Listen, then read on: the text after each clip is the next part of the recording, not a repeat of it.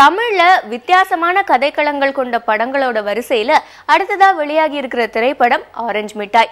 விஜய் சேதுபதி தயாரிச்சு நடிச்சதோடு மட்டும் இல்லாம இந்த படத்துக்கான டயலாக்ஸையும் அவரே எழுதியிருக்காரு. இந்த படத்துல விஜய் சேதுபதிக்கு இணையான கதாபாத்திரத்துல ரமேஷ் திலக் நடிச்சிருக்காரு. இந்த படக்குழுவினர் படம் பத்தின நிறைய சுவாரஸ்யமான விஷயங்களை எல்லாம் நம்ம கூட பகிர்ந்துகிட்டு இருக்காங்க. அதை இந்த தொகுப்புல பார்க்கலாம். ஒரு ஆம்புலன்ஸ் அதில் ட்ராவல் பண்ணுற ஒரு பெரியவர், அப்புறம் அதில் இருக்கிற இஎம்டி எமர்ஜென்சி மெடிக்கல் டீம்ஸ், இந்த இஎம்டி அண்ட் தென் டிரைவர், இவங்க 3 பேர். அந்த ஒரு அடம் பிடிக்கிற ஒரு பெரியவர், அவர்கிட்ட மாட்டிட்டு முடிக்கிற அந்த 2 பேர்.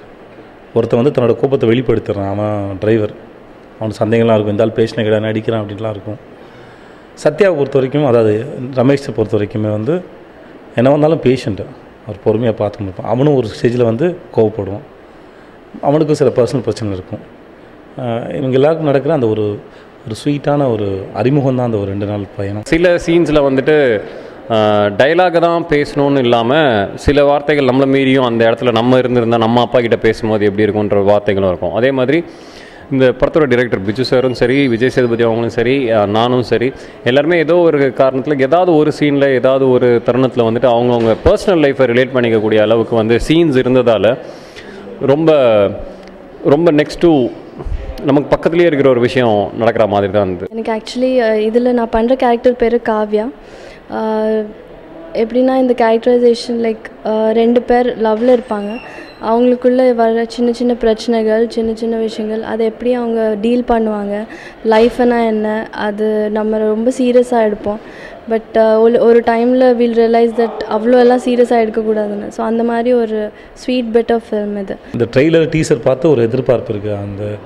அந்த எதிர்பார்ப்பு அதுதான் படம், அதை மீறி ஒன்றுமே இல்லை. அதனால தான் நாங்கள் வந்து ப்ரொமோஷன் பண்ணும்போது கூட படத்தை வேறு எந்த மாதிரியும் ப்ரொமோட் பண்ணிடக்கூடாது அப்படிங்கிறது தான் இதுதான் இருக்குது. ஏன்னா ஹீரோயின் இருக்காங்க, ஆனால் ஏன் அவங்களே நாங்கள் ட்ரெய்லர் டீசரில் காட்டினா அது சப்ளாட் தான்.